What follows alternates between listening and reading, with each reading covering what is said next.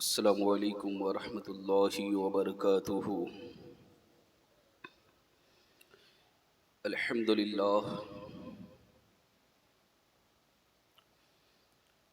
للہ کفا والصلاة والسلام علی عباده الذین اصطفى اما بعد۔ اعوذ باللہ من الشیطان الرجیم، بسم اللہ الرحمن الرحیم۔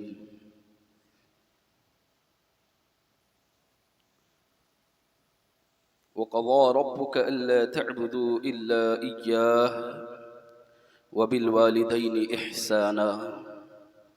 اللهم نور قلوبنا بالقرآن وزين أخلاقنا بالقرآن وأدخلنا الجنة بالقرآن ونجنا من النار بالقرآن۔ صدق الله العظيم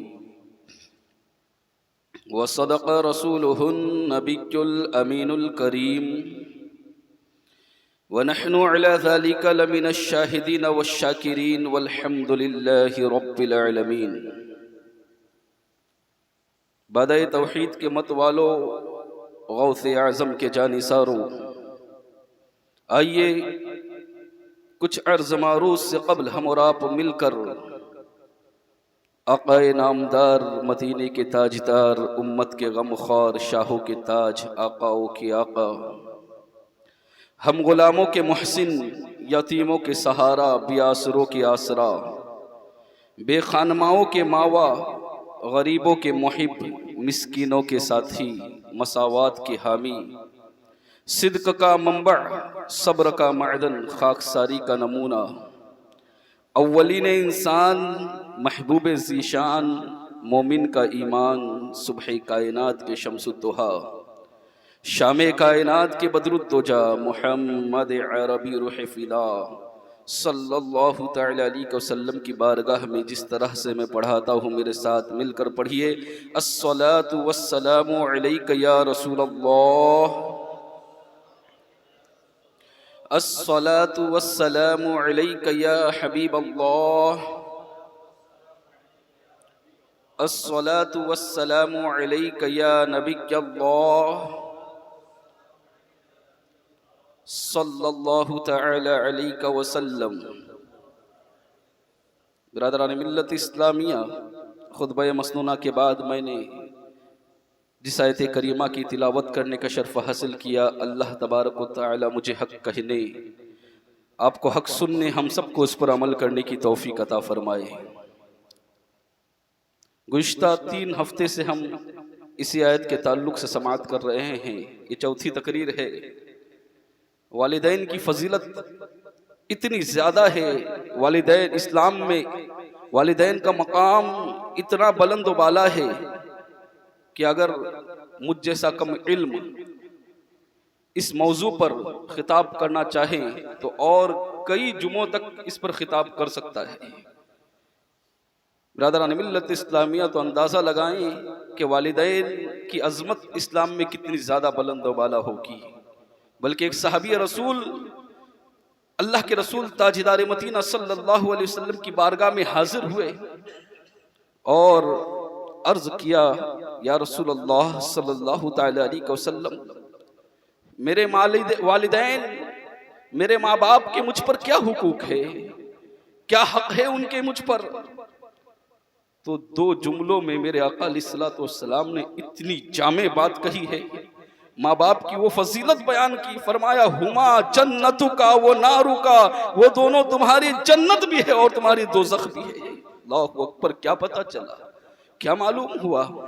معلوم یہ ہوا کہ اگر ان کو راضی کر لیا تم نے تو وہ تمہاری جنت ہے، اور اگر ان کو ناراض کر دیا تو پھر وہ تمہاری جہنم ہے، وہ تمہاری دوزخ ہے۔ برادران ملت اسلامیہ، ماں باپ کا مقام ایک اور حدیث میں یوں بیان کیا، ایک صحابی رسول حاضر ہوئے اور عرض کیا، یا رسول اللہ صلی اللہ تعالی علیہ وسلم، مجھ سے بہت بڑا گناہ ہو گیا ہے۔ اب ذرا سوچے کہ ہم بھی گناہ کرتے ہیں، ہم بھی گناہ کرتے ہیں، ہم سے بھی گناہ سرزد ہو جاتے ہیں، لیکن ہم کیا کرتے ہیں اس کے مقابلے میں؟ اس کے استغفار کے لیے توبہ و استغفار تو کرتے ہیں، لیکن اس کے گناہ مٹنے کے لیے ہم کیا کرتے ہیں؟ تو آقا علیہ الصلوۃ والسلام سے عرض کیا یا رسول اللہ صلی اللہ علیہ وسلم بہت بڑا گناہ سرزد ہو گیا ہے مجھ سے. تو اللہ کے رسول صلی اللہ علیہ وسلم نے اس سے گناہ نہیں پوچھا کہ تجھ سے کیا گناہ ہوا، سوال یہ کیا کہ تیری والدہ زندہ ہے. کیا پوچھا؟ تیری ماں زندہ ہے؟ اس نے عرض کیا یا رسول اللہ صلی اللہ علیہ وسلم نہیں، میری والدہ زندہ نہیں ہے. پھر فرمایا میرے آقا نے کیا تمہاری خالہ زندہ ہے؟ فرمایا، عرض کیا ہاں یا رسول اللہ صلی اللہ علیہ وسلم ہاں میری خالہ زندہ ہے. اللہ کے رسول صلی اللہ علیہ وسلم نے فرمایا جا اس کی خدمت کر، اللہ گناہ کو معاف کر دے گا. اب ذرا اندازہ لگائیں کہ والدہ کی بہن کی خدمت کرنے کی وجہ سے اللہ گناہوں کو معاف کرتا ہے، تو جو والدین کی خدمت کرتا ہے اللہ کیا اس کے گناہوں کو نہیں معاف فرمائے گا؟ یقیناً فرمائے گا. شرط یہ ہے کہ والدین کی خدمت کرنی چاہیے، والدین کے حقوق ادا کرنے چاہیے. ایک روایت میرے ذہن میں آئی، وہ لوگ جو والدین کو ستاتے ہیں ان کے تعلق سے میرے آقا علیہ الصلوۃ والسلام نے فرمایا کہ اللہ کی رحمت سے وہ شخص دور ہے جو والدین کو ستاتا ہے. اللہ کی رحمت سے وہ شخص دور ہے جو والدین کو ستاتا ہے. اللہ کی رحمت سے وہ شخص دور ہے جو والدین کو ستاتا ہے، جو والدین کو ایذا پہنچاتا ہے، جو والدین کو تکلیف. 3 مرتبہ میرے آقا علیہ الصلوۃ والسلام نے فرمایا. ایک بات کو 3 مرتبہ کہنے کا مقصد یہ ہے کہ بتانا چاہ رہے ہیں میرے آقا علیہ الصلوۃ والسلام کہ دیکھو والدین کی عظمت کتنی ہے. جو ان کو ستاتا ہے اللہ کی رحمت سے وہ دور ہو جاتا ہے. اور آج اللہ کی رحمتوں کی کتنی ضرورت ہے ہمیں، اس کا اندازہ ابھی آپ کو خود لگانا ہوگا. برادران ملت اسلامیہ، ہم بزرگان دین کے ماننے والے ہیں، ولیوں کے ماننے والے ہیں، ہم ان کے عرس کرنے والے ہیں اور ان کے مزارات پر حاضری دینے والے ہیں. ذرا غور کریں، یہ سارے ولی اللہ کی تاریخ، اولیاء اللہ کی تاریخ آپ پڑھ لیں، آپ کو پتا چلے گا اکثر جو اولیاء کرام ہیں یہ ولی بنے ہی اس لیے ہے کیونکہ ان کی ماں کی دعائیں ان کے ساتھ تھی، ماں کی دعائیں ان کے ساتھ تھی، اس لیے اللہ کے ولی بنے ہیں. اللہ نے انہیں قرب عطا فرمایا ہے.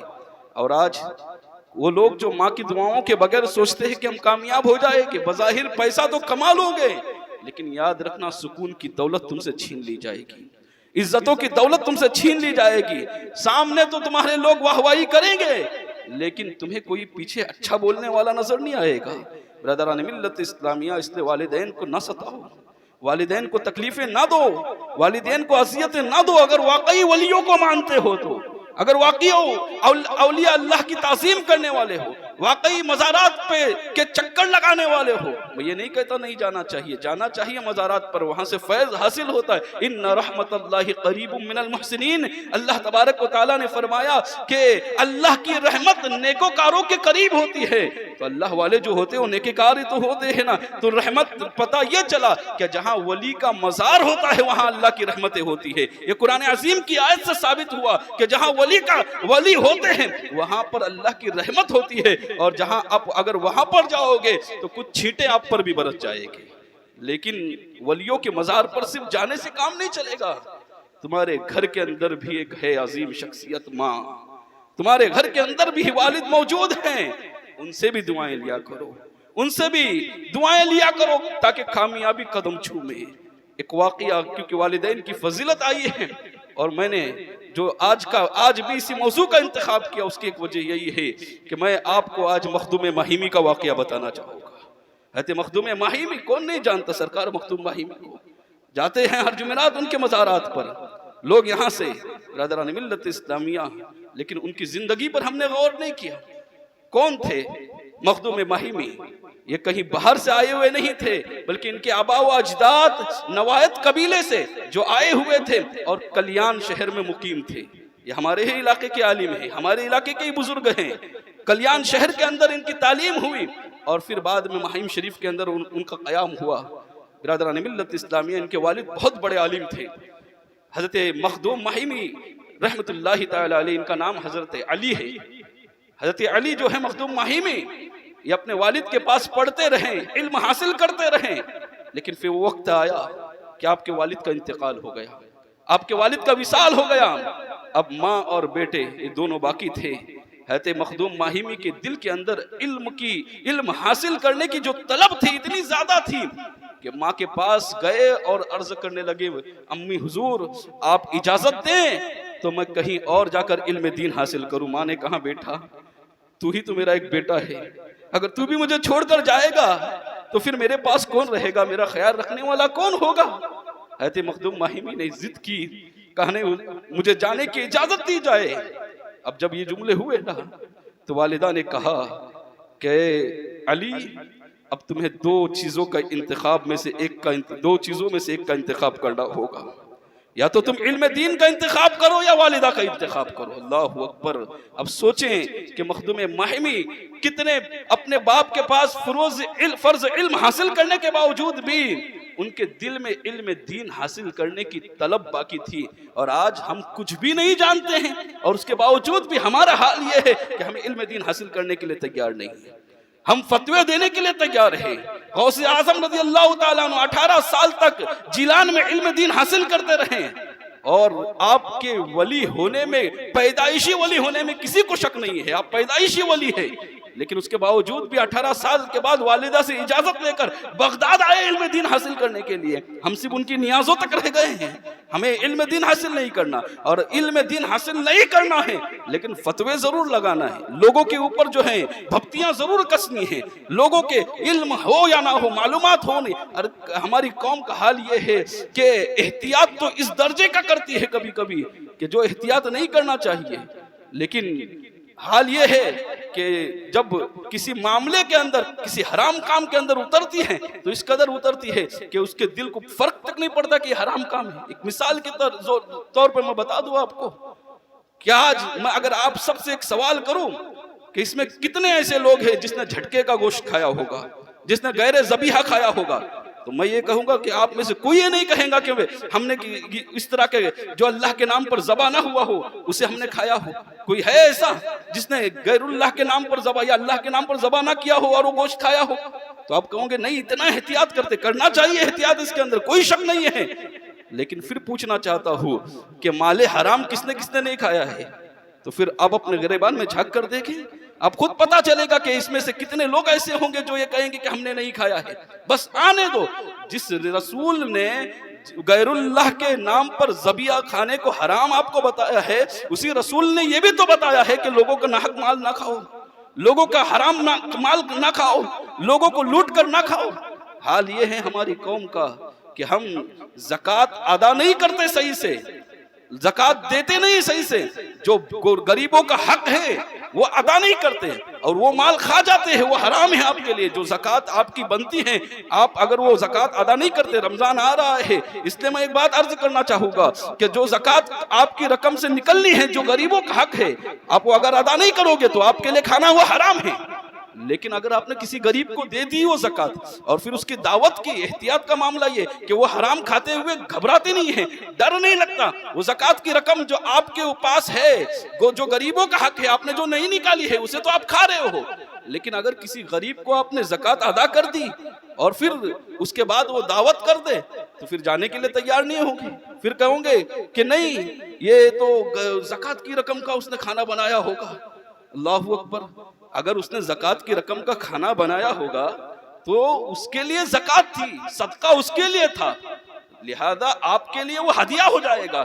اور مسلم شریف کی ایک حدیث بھی ہے اس کے بات ہے، میرا آقا علیہ السلام ایک صحابی کے گھر گئے، اللہ کے رسول صلی اللہ علیہ وسلم کو وہاں پر گوشت کا سالن پڑا ہوا نظر آیا، میرا آقا علیہ السلام نے صحابی سے اجازت طلب کی، کھانے کی اجازت چاہی، گوشت تناول فرمانے کی، تو صحابی رسول نے عرض کیا یا رسول اللہ صلی اللہ علیہ وسلم صدقے کا گوشت ہے، تو اللہ کے رسول صلی اللہ علیہ وسلم نے فرمایا صدقہ تمہارے لیے ہے، اگر تم مجھے دے دے تو یہ میرے لیے ہدیہ بن جائے گا۔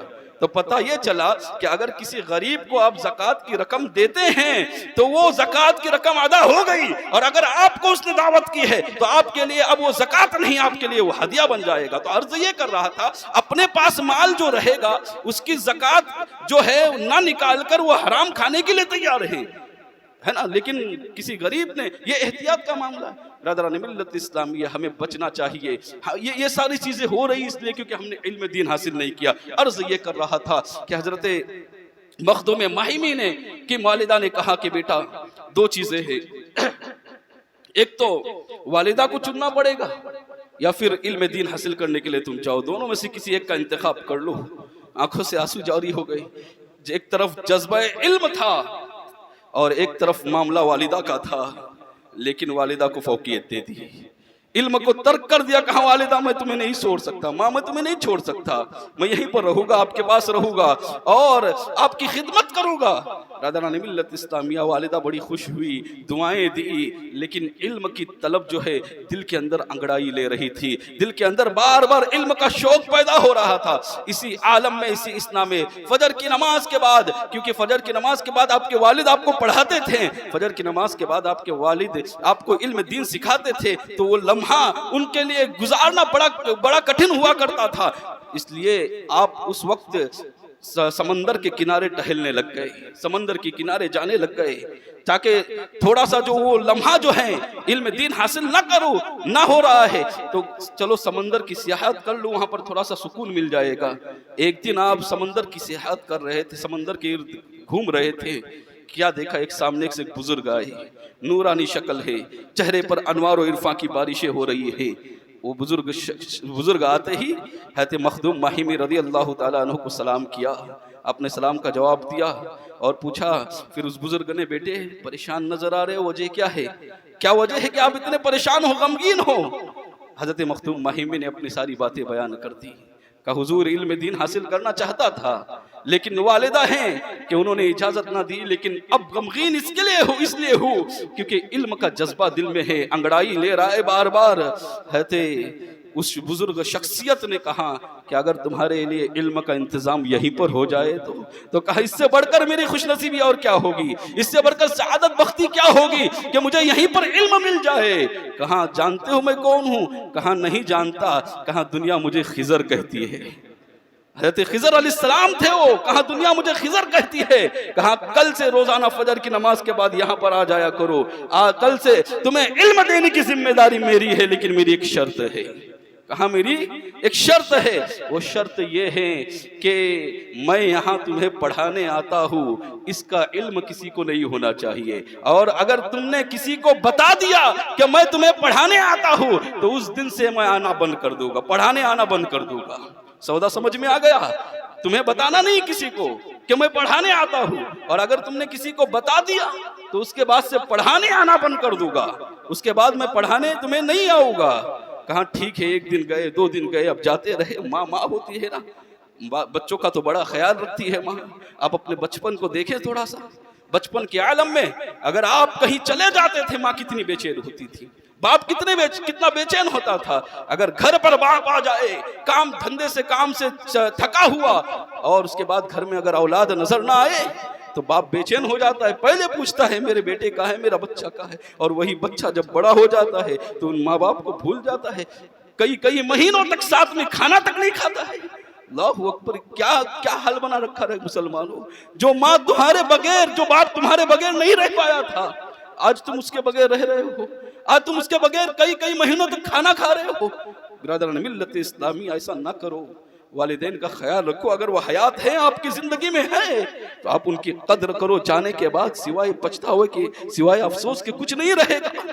بہرحال عرض یہ کر رہا تھا کہ سودا طے ہو گیا کہ میں کسی کو بتاؤں گا رہی، لیکن جب کئی دن ہو گئے مسلسل فجر کی نماز کے بعد حضرت مخدوم علی ماہمی وہاں پر نہ رہے اور کہیں جانے لگے، تو ماں نے سوچا کہ میرا بیٹا روز جاتا ہے، کہاں جاتا ہے، آج پوچھ ہی لوں گی۔ جب حضرت مخدوم ماہمی پڑھ کر واپس آئے نا، والدہ نے پوچھ لیا کہ بیٹے روز فجر کی نماز کے بعد تم کہیں جاتے ہو، کہاں جاتے ہو، یہ تو بتاؤ مجھے۔ اللہ اکبر، اب 2 بات پھر واپس آ گئی۔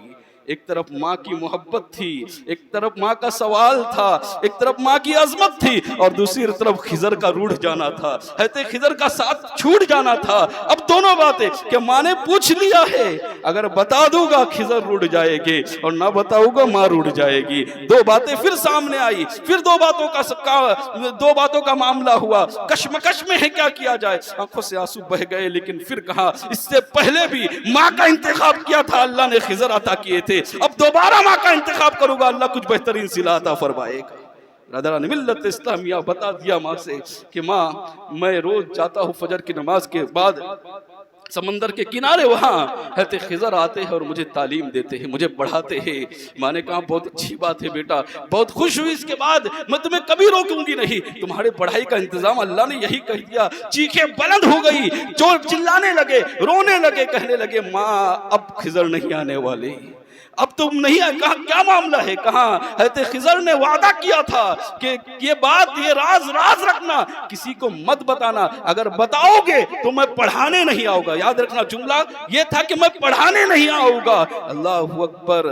माँ ने हाथों को बुलंद किया और अल्लाह से अर्ज किया मौला मैं कमजोर हूँ लेकिन तू कवी है, तू ताकतवर है, मेरा बेटा जो चाहता है उसे वो अता कर दे।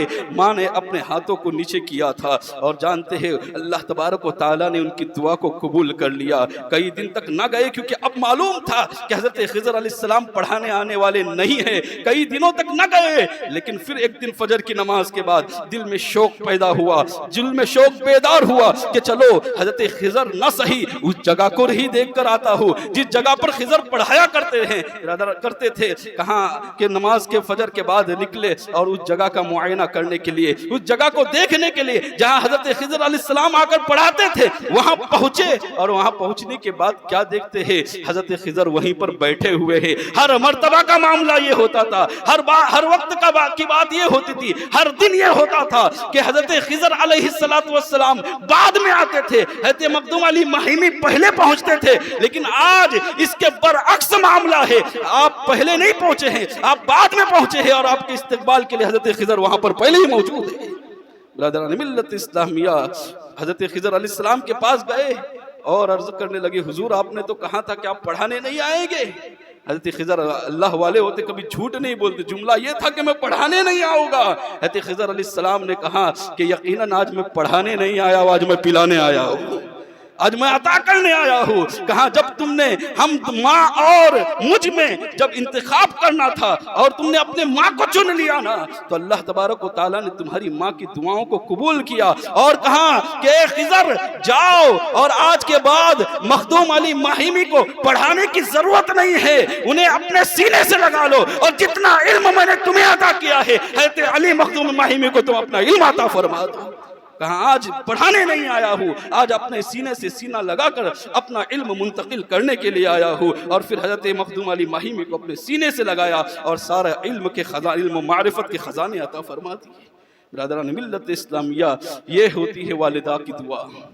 अगर वालिदा की दुआ साथ है तो हर जगह कामयाब हो, और अगर वालिदा की दुआएं साथ नहीं है, अगर वालिदा की बद्दुआएं हैं तुम्हारे साथ, तो बिरादरान मिल्लत इस्लामिया याद रखना कभी कामयाबी नहीं होगी, कभी कामरान नहीं होगी, कभी आगे नहीं बढ़ पाओगे। वालिदा की दुआएं हासिल किया करो, वालिदा की खिदमत किया करो, वालिदैन के साथ बैठकर खा लिया करो। अपने बच्चों में बैठकर तो सब खाते हैं, कभी कभी वक्त निकाला करो अगर अलग रहते हैं तो, और अगर एक जगह रहते हैं तो फिर हाल ये है कि फिर रोज साथ में ही खाने की कोशिश किया करो, और अगर अलग रहते हैं तो फिर हाल ये होना चाहिए कि कभी कभी वालिदा के पास जाकर, माँ बाप के पास जाकर साथ में बैठकर खा लेना। ये खा लेना सिर्फ आपका उनके पास उनके दिल को सुकून बख्शेगा, उनके दिल को इत्मीनान बख्शेगा और उनकी दुआएं तुम्हारे लिए निकलेंगी, अल्लाह कामयाबी अता फरमाएगा।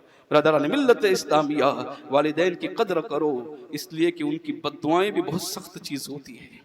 एक शख्स था, वो अपने उसकी वालिदा उसके पास कुछ मांगने के लिए आई और उसकी बीवी ने कहा उस शख्स से कि हर रोज मांगने के लिए कुछ ना कुछ चली आती है, हर रोज कुछ ना कुछ, ये तो हमें मुफलिस करके रख देगी। है ना, बीवी की बात बहुत जल्दी समझ में आती है आदमी को। मैं ये नहीं कहता कि बीवी के हुकूक अदा नहीं करना चाहिए, उनके जो हुकूक है वो उनके हुकूक है, और जो वालिदैन के हुकूक है वालिदैन के हुकूक है। ना इनको उनके हक खाने का हक है, ना उनको, ना बीवी को ये हक है कि वो शोहर से मुतालबा करे कि वालिदैन के हुकूक अदा ना करे। दोनों के अपने अपने हुकूक है, दोनों को अदा करना चाहिए। बीवी ने कहा कि ये हर रोज मांगने के लिए आती, इस तरह हमको कंगाल कर देंगी, सब कुछ खत्म हो जाएगा हमारा। बच्चे ने ना दिया। उसी दिन उसको सफर पर जाना था। अल्लाहु अकबर। जानते हो जब वो सफर के लिए निकला ना, अभी रास्ते में था, जंगल में था कि डाकुओं ने उसका सारा माल लूट लिया, उसके हाथ पैर काट कर उसे जंगल में तन्हा छोड़ दिया। ऐसे आलम में जब वो वापस आया, उसको लोगों ने उठाकर उसके शहर में वापस लाया। تو اس کی زبان پر ایک ہی بات تھی، آج جو میرے ہاتھ کاٹے گئے ہیں، آج جو میرے پیر کاٹے گئے ہیں، اس کی وجہ صرف یہ ہے کہ میں نے والدہ کو نہ دیا تھا، والدہ کو عطا نہ کیا تھا۔ اگر میں والدہ کو دے دیتا تو آج میرے ساتھ یہ حال نہ ہوتا۔ ماں ماں ہوتی ہے، دیکھنے کے لیے آ گئی۔ ماں کی عظمت تو دیکھو، ماں کی محبت تو دیکھو۔ حال یہ ہے کہ نہ دیا تھا اور اس کی وجہ سے یہ حال ہوا تھا، ہاتھ پیر کاٹ دیے گئے تھے، اور اس کے باوجود ماں بیٹے سے جو محبت کرتی ہے وہ جذبہ محبت ہی کچھ الگ ہوتا ہے۔ ماں دیکھنے کے لیے آئی، وہ بیٹے کی زبان پر صرف ایک ہی بات تھی، اگر میں ماں کو دے دیا ہوتا تو آج میرے ساتھ یہ حال نہ ہوتا۔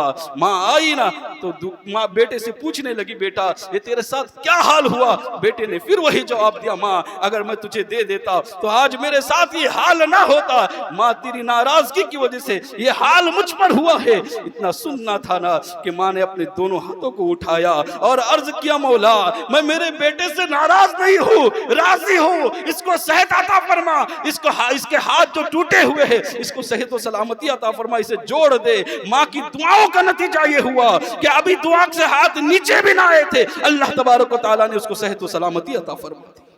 برادران ملت اسلامیہ، ماں ماں ہوتی ہے، قدر کرو۔ انشاءاللہ پھر اگلے ہفتے اسی موضوع پر گفتگو ہوگی۔ اللہ تعالیٰ سے دعا ہے کہنے سننے سے زیادہ عمل کرنے کی توفیق عطا فرمائے۔ وما علینا الا البلاغ۔ السلام علیکم ورحمۃ اللہ۔